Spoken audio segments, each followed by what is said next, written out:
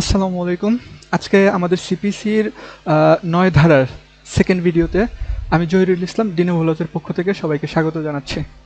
আমরা ৯ ধারার প্রিভিয়াস যে ভিডিওটা ছিল ওইখানে আমরা দুইটা ব্যাপার দেখেছিলাম ধারা ৯ থেকে। একটা ছিল সাবজেক্টিভ জুরিসডিকশন বা বিষয়গত এখতিয়ার দেওয়ানি আদালতের, এবং আরও একটা ব্যাপার দেখেছিলাম দেওয়ানি প্রকৃতির মামলা বা নেচার অফ সিভিল স্যুট সম্পর্কে। তো ৯ ধারার আজকে সেকেন্ড ভিডিও, আমরা বলেছিলাম 3টা ভিডিও করব। আজকে সেকেন্ড ভিডিওর যে টপিক সেই দুইটা টপিক নিয়ে আলোচনা করব। আজকের টপিক হচ্ছে দেওয়ানি আদালতের সাধারণ এখতিয়ার অর্থাৎ জেনারেল জুরিসডিকশন। এছাড়াও আরও একটা টপিক দেখব আমরা, সেটা হচ্ছে দেওয়ানি আদালত মামলা আমলে নেওয়ার কি বিধান, অর্থাৎ ফৌজদারি মামলা যেভাবে আমলে নেওয়া যায় ঠিক দেওয়ানি মামলাও তো আমলে নিতে হয়, ওই বিধানটা আমরা ধারা 9 থেকে আজকে শিখব, অর্থাৎ taking cognisance of the civil sweet. তো চলুন সময় না নষ্ট করে আমরা বোর্ডে চলে যাই। তো ধারা 9 সিপিসি আজকে আমরা দেখব হচ্ছে জেনারেল জুরিসডিকশন। হ্যাঁ, জেনারেল জুরিসডিকশন বা সাধারণ এখতিয়ার, অর্থাৎ দেওয়ানি আদালতের সাধারণ এখতিয়ার সম্পর্কে আমরা দেখব। তো ধারায় যেটা বলা আছে সেটা হচ্ছে সকল দেওয়ানি মামলার বিচার বা অ্যাডজুডিকেশন যাই বলি, সকল দেওয়ানি মামলার বিচার দেওয়ানি আদালতে হবে। অর্থাৎ সকল সিভিল স্যুট বিচার করবে কে? সিভিল আদালত। ঠিক আছে, সিভিল কোর্ট বিচার করবে। সকল দেওয়ানি মামলার বিচার বা অ্যাডজুডিকেশন দেওয়ানি আদালতে হবে, এই কথাটা ধারা 9তে বলে দেওয়া হচ্ছে। আর এটাকেই বলা হচ্ছে ধারা 9-এ যে জেনারেল জুরিসডিকশন বা দেওয়ানি আদালতের সাধারণ এখতিয়ার। আমরা দেওয়ানি আদালতের আরও অনেকগুলো জুরিসডিকশন দেখব পরবর্তী কোনো একটা আলোচনায়। যেমন আমরা প্রথম ভিডিওতে আলোচনা করেছিলাম সাবজেক্টিভ জুরিসডিকশন, দ্যাট মিনস বিষয়গত এখতিয়ার। আজকে আলোচনা করলাম জেনারেল জুরিসডিকশন বা সাধারণ এখতিয়ার। এরকম আরও অনেক এখতিয়ার আছে, যেমন পিকিউনারি জুরিসডিকশন আছে, মানে আর্থিক এখতিয়ার আছে, টেরিটোরিয়াল জুরিসডিকশন আছে, মানে আঞ্চলিক এখতিয়ার যেটাকে বলি। এরকম আরও মোটামুটি অনেকগুলো এখতিয়ার আছে। তো ধারা 9 থেকে আমরা আজকে শিখলাম হচ্ছে জেনারেল জুরিসডিকশন বা সাধারণ এখতিয়ারটা আসলে কি। এটা ধারা 9-এ বলে দেওয়া হলো সকল দেওয়ানি মামলার বিচার দেওয়ানি আদালতে হবে, এই যে ব্যাপারটা এটাই হচ্ছে জেনারেল জুরিসডিকশন বা জেনারেল এখতিয়ার। হ্যাঁ, এই ব্যাপারটাই হচ্ছে জেনারেল এখতিয়ার। তাহলে আমরা ধারা 9 মোটামুটি বুঝলাম। আরও একটু ব্যাপার ক্লিয়ার করি বোঝার সুবিধার্থে। আমরা সিভিল কোর্টস অ্যাক্ট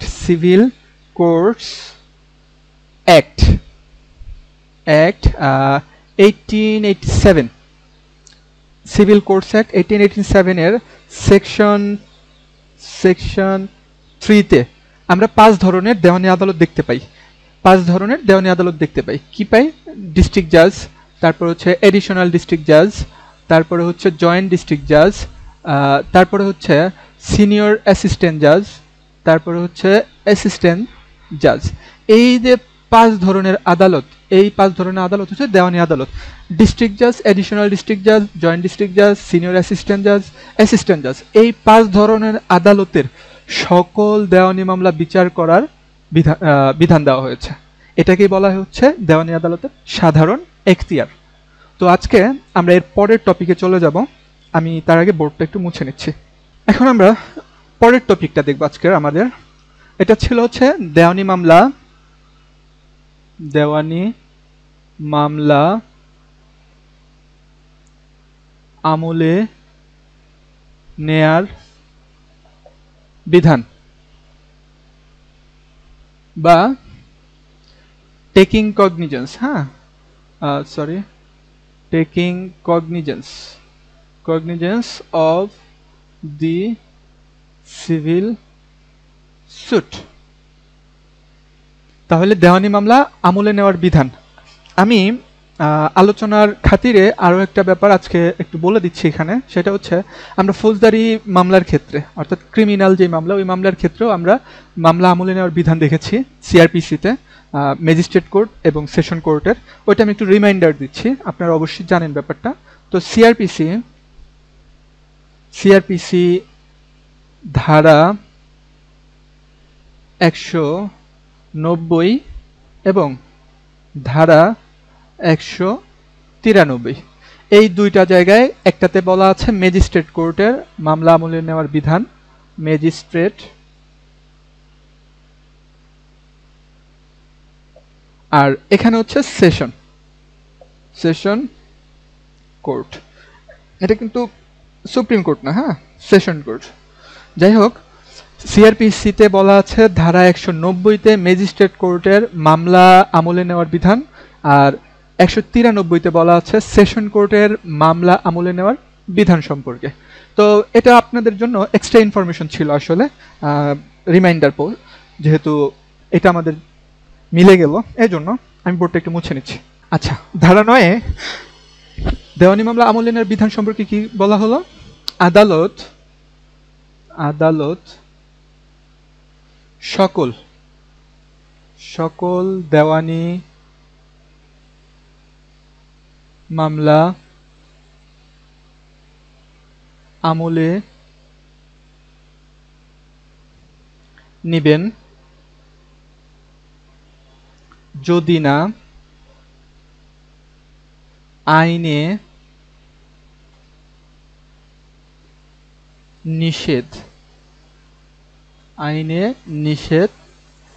থাকে, অর্থাৎ বার্ড বাই ল। ঠিক আছে, যদি আইন দ্বারা নিষেধ না থাকে, এই নিষেধটা কয়ভাবে হতে পারে?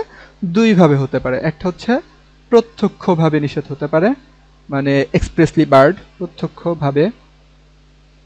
আরেকটা হচ্ছে পরোক্ষভাবে,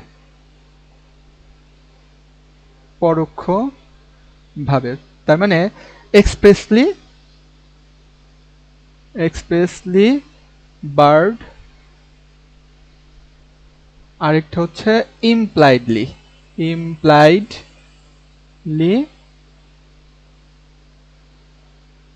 বার্ড।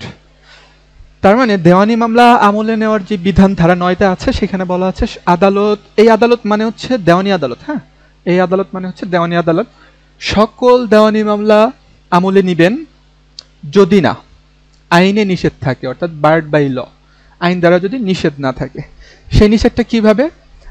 এটা আসলে স্পেশাল লতে নিষেধ থাকে। আমাদের যে স্পেশাল লসগুলো আছে, ওই স্পেশাল ল দ্বারা নিষেধ করা থাকে যে এই দেওয়ানি যে কার্যবিধি আছে, এই দেওয়ানি কার্যবিধিটা ওই আইনের জন্য অ্যাপ্লিকেবল না। এটা আমরা পরবর্তীতে দেখবো, যখন আমরা আউটস্টার ক্লজটা দেখবো কিংবা এক্সক্লুশন ক্লজটা দেখবো, তখন ওই ব্যাপারটা আমরা ক্লিয়ার হতে পারবো। তো এক্সাম্পলও আমরা দেখবো। আচ্ছা, যাই হোক, আদালত সকল দেওয়ানি মামলা আমলে নেবেন যদি না আইনে নিষেধ থাকে। নিষেধটা কয়ভাবে আসতে পারে? প্রত্যক্ষভাবে আসতে পারে অথবা পরোক্ষভাবে আসতে পারে। তো প্রত্যক্ষভাবে কিভাবে, এটা আমি একটু দেখাচ্ছি এখন। প্রত্যক্ষভাবে আমরা সিপিসির ধারা 11 সেখানে দেখি যে রেস জুডিকাটা বলা আছে, হ্যাঁ, মানে একটা প্রিন্সিপাল আছে ধারা 11 সিপিসি, ধারা 11 সিপিসি। ধারা 11-তে বলা আছে যে পূর্বে যদি কোনো মামলার বিচার হয়ে যায়, দ্যাট মিনস দেওয়ানি কোনো মামলা যদি পূর্বে বিচার কার্যক্রম শেষ হয়ে যায়, তাহলে ওই মামলা পুনরায় আর বিচার করা যাবে না। কি বলল? যে ধারা 11-তে এসে বলল কোনো মামলা পূর্বে বিচার হয়ে গেছে, ওই মামলা নতুন করে আর বিচার করা যাবে না। এটা কোথায় নিষেধ করা হয়েছে? ধারা 11-তে প্রত্যক্ষভাবে নিষেধ করা হয়েছে, যে এটাকে বলা হচ্ছে রেস জুডিকাটা, হ্যাঁ, রেস। আচ্ছা, এটা ল্যাটিন টার্ম যেহেতু একটু ইটালিক করে লিখতে হবে আমাদেরকে, জুডিকেটা। ঠিক আছে, তো রেস জুডিকেটা ধারা 11টা হচ্ছে রেস জুডিকেটা। এই সেম বিধানটা, ধারা 11-র যে বিধানটা, এটা আমরা সিআরপিসিতে পাবো 403 নম্বর ধারায়, ওইখানে বলা আছে ডাবল জিওপার্ডি। এছাড়াও আমরা সংবিধানে পাবো 35-2-এ, আরও অনেকগুলো আইনে পাবো। আচ্ছা, আপনাদের সুবিধার্থে এই ব্যাপারটা আমি পরবর্তীতে, মানে এই ভিডিওর লাস্টে একটা চার্ট করে দিব, যে কোন কোন জায়গায় আমাদেরকে রেস জুডিকেটা কিংবা ডাবল জিওপার্ডি বিধানগুলো বলা আছে। এটা যারা জুডিশিয়ারি দিবেন তাদের জন্য খুবই হেল্পফুল হবে। আমি একটা চার্ট করে দিব, এখানে 7-8টা আইন আমি ধারা উল্লেখ করে দিব যেখানে আপনারা এই বিধানটা পাবেন। ঠিক আছে, আমাদের এভিডেন্স অ্যাক্টেও এই বিধানটা আছে। তো যাই হোক, আমরা মূল আলোচনায় যাই। তো প্রত্যক্ষভাবে এক্সাম্পল হিসেবে আমরা দেখলাম ধারা 11তে বলা হলো যে যেই মামলা একবার হয়ে গেছে ওই মামলা নতুন করে আলোচনায় মানে বিচার করা যাবে না। সেম ভাবে আমরা যদি দেখি যে এফসিও মানে ফ্যামিলি কোর্ট অর্ডিন্যান্স মেবি 1985, হ্যাঁ 1985 সালের একটা বিধান আছে 1985 সালে ফ্যামিলি কোর্ট অর্ডিন্যান্সে, সেখানে বলা আছে যে দেওয়ানি কার্যবিধি কোনোভাবেই ওই আইনের বিচারের ক্ষেত্রে অ্যাপ্লিকেবল হবে না। তার মানে ফ্যামিলি কোর্টের ক্ষেত্রে কি হবে না, এটাও কিন্তু একটা special laws, family court ordinance একটা স্পেশাল লজ। তো এইখানে বলা হয়েছে দেওয়ানি আদালত কিংবা দেওয়ানি কার্যবিধির বিধান ফ্যামিলি কোর্টের বিচার করার সময় কোনোভাবেই অ্যাপ্লিকেবল হবে না। তো এটা আমরা দেখলাম হচ্ছে প্রত্যক্ষভাবে। ঠিক আছে, এখন আমরা দেখব হচ্ছে পরোক্ষভাবের বিধানটা কিভাবে। আমি একটু বোর্ডটা মুছে নিচ্ছি। আচ্ছা, পরোক্ষভাবে, হ্যাঁ পরোক্ষভাবে কিভাবে হয় এটা আমরা অর্থ ঋণ আদালত দেখতে পারি। অর্থ ঋণ আদালত 2003 সম্ভবত 2003 এই আইনটা একটা স্পেশাল ল। ঠিক আছে, এটা একটা দেওয়ানি আইন, সিভিল স্পেশাল সিভিল কোর্টের বিধান এখানে বলা আছে। হ্যাঁ, তো আমরা জানি অর্থ ঋণ আদালত একটা দেওয়ানি আদালত, তো এটা স্পেশাল সিভিল কোর্ট, এটুকু মনে রাখলেই হবে। তো আমরা দেখি আসলে বিষয়টা কিভাবে এখানে পরোক্ষভাবে নিষেধ করা হলো, সিপিসি অ্যাপ্লিকেবল হবে না। তো আপনারা দেখেন অর্থ ঋণ আদালতে কি কি নিয়ে বিচার হয় আমরা কিন্তু জানি যে অর্থ ঋণ আদালতে কি বিষয় নিয়ে বিচার হবে, কি বিষয়ে বিচার হবে। হ্যাঁ, এটা কিন্তু অর্থ ঋণ আদালত পড়লে আমরা দেখতে পাই কি বিষয়ে বিচার হবে বা অ্যাডজুডিকেশন হবে, বিচার হবে, এটা কিন্তু অর্থ ঋণ আদালতে বলা আছে। এছাড়া কিভাবে বিচার হবে, কিভাবে বিচার হবে বা জুরিসডিকশন কি আছে, ঠিক আছে, জুরিসডিকশন কি আছে, এগুলো সবই ওই আইনের মধ্যে অর্থাৎ অর্থ ঋণ আদালত 2003-এর মধ্যে বলাই আছে। অর্থাৎ আমরা যেই দরকারে দেওয়ানি কার্যবিধিতে যেতাম অর্থাৎ সিপিসিতে যাওয়া লাগতো তার সব বিধানই অর্থ ঋণ আদালতে কিন্তু আছে। তবে ইন্টারেস্টিং ব্যাপার হচ্ছে এখানে সরাসরি কিন্তু কোথাও বলা হয়নি যে CPC shall not be applicable, অর্থাৎ সিপিসি ব্যবহার করা যাবে না, সিপিসি এখানে অ্যাপ্লিকেবল হবে না, এই কথাটা অর্থ ঋণ আদালতের কোথাও বলা হয়নি। কিন্তু অর্থ ঋণ আদালত ইনডিরেক্টলি মেসেজ দিচ্ছে আমাদেরকে যে আমার এখানে বিচার চাইতে আসলে তোমার যা যা দরকার তার সব কিছু কিন্তু আমার ভিতরে আছে, তোমাকে কিন্তু সিপিসিতে যাওয়া লাগবে না। এই ব্যাপারটা সে ইনডিরেক্টলি আমাদেরকে মেসেজ দিচ্ছে, ডিরেক্টলি যদিও বলেনি। ঠিক আছে, যেমন এফসিও ফ্যামিলি কোর্ট অর্ডিন্যান্সে বলা ছিল যে সিপিসি অ্যাপ্লিকেবল হবে না, কিন্তু এইখানে সে ডিরেক্টলি বলেনি, বলল ইনডিরেক্টলি যে আমার কাছে সবই আছে, তোমার কিন্তু সিপিসিতে যাওয়ার দরকার নেই। তাহলে আশা করি আমরা আদালত মানে দেওয়ানি আদালত সকল দেওয়ানি মামলা আমলে নেবেন যদি না আইনি নিষেধ থাকে। কিভাবে, প্রত্যক্ষ বা পরোক্ষভাবে। তাহলে প্রত্যক্ষের এক্সাম্পলটা আমরা বুঝতে পারলাম, পরোক্ষভাবে কিভাবে হতে পারে এটাও আমরা ক্লিয়ার করলাম যে দুইভাবেই নিষেধ হতে পারে। তো 9 ধারা থেকে আমরা এখন যেটা দেখলাম দেওয়ানি মামলা আমলে নেওয়ার বিধান বা taking cognizance of the civil suit, বলা হলো আদালত সকল দেওয়ানি মামলা আমলে নেবেন যদি না আইনে নিষেধ থাকে, বার্ড বাই ল। সেটা কিভাবে হতে পারে, এক্সপ্রেসলি বার্ড অথবা ইমপ্লাইডলি বার্ড। তো আলোচনার সুবিধার্থে আপনারা যেন বুঝতে পারেন আজকের আলোচনা ক্লোজ হওয়ার আগে আমি পুরো ব্যাপারটা একটু আলোচনা করে দিচ্ছি, আবার রিমাইন্ডার। আমি বোর্ডটা একটু মুছে নিচ্ছি। তো ধারা 9 থেকে আজকে আমরা কি দেখলাম, আমরা প্রথমেই দেখলাম হচ্ছে general jurisdiction, general jurisdiction, general jurisdiction, এবং পরে যেটা দেখলাম টেকিং কগনিজেন্স। হ্যাঁ, taking cognizance of the civil suit,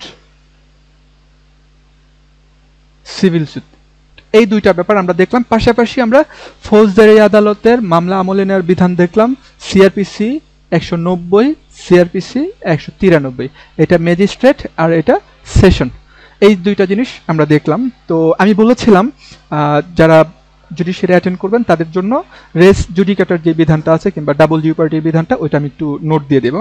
আমার মাত্রই মনে পড়লো, আমি এখানে নোট দিয়ে দিচ্ছি। হ্যাঁ, এই ব্যাপারটা আমরা যে জায়গাতে দেখব। তো সিপিসিতে আমরা এখন দেখলাম সিপিসি ধারা 11 আমি বললাম। এর বাহিরে পাওয়া যাবে হচ্ছে এভিডেন্স অ্যাক্টে পাবেন, এভিডেন্স অ্যাক্টের ধারা 40। সিআরপিসি পাবেন, সিআরপিসি এটার ধারা আছে 403-এ ডাবল জিওপার্ডি নামে। কনস্টিটিউশনে পাবেন, কনস্টিটিউশনে পাবেন হচ্ছে 35 আর্টিকেলের 2 নম্বর সাব আর্টিকেলে পাবেন, 35-এর 2-এ পাবেন। এরপরে আরও পাবেন হচ্ছে এসআর অ্যাক্টের ধারা পাবেন হচ্ছে 19। আর এরপরে আরও পাবেন হচ্ছে জেনারেল ক্লজেস অ্যাক্ট, আমি জিসিএ লিখে দিলাম। এইটার পাবেন হচ্ছে ধারা 26-এ। তো ওভারঅল সিপিসিতে পাবেন ধারা 11-তে, এভিডেন্স অ্যাক্টে ধারা 40-এ, সিআরপিসি ধারা 403, কনস্টিটিউশন 35-এর 2, এসআর অ্যাক্ট ধারা 19, জেনারেল ক্লজেস অ্যাক্ট ধারা 26। এছাড়াও আরও মোটামুটি অনেকগুলো আইনে পাওয়া যায়, যেমন মোবাইল কোর্ট অ্যাক্ট যদি দেখেন 2009-এর, এটার ধারা 10-এ পাবেন। তারপর স্পেশাল পাওয়ার অ্যাক্টের ধারা 31-এ পাবেন। ঠিক আছে, সেম বিধানটা, যেটা ডাবল জিওপার্ডি, যেটা রেস জুডিকেটর, এই বিধানগুলো বিভিন্ন জায়গায় বলা আছে। তো আশা করি আলোচনা আপনারা পুরোটা দেখেছেন। তো আমাদের প্রথম ভিডিওটা ডেসক্রিপশন বক্সে, কমেন্টে এবং আই বাটনে দেওয়া থাকবে, ওইখান থেকে চেক করে নেবেন। এবং থার্ড যে ভিডিওটা আসবে সেটা দেখার আমন্ত্রণ জানিয়ে আজকে আমরা এখানে বিদায় নিচ্ছি। আমি জহিরুল ইসলাম, আল্লাহ হাফিজ।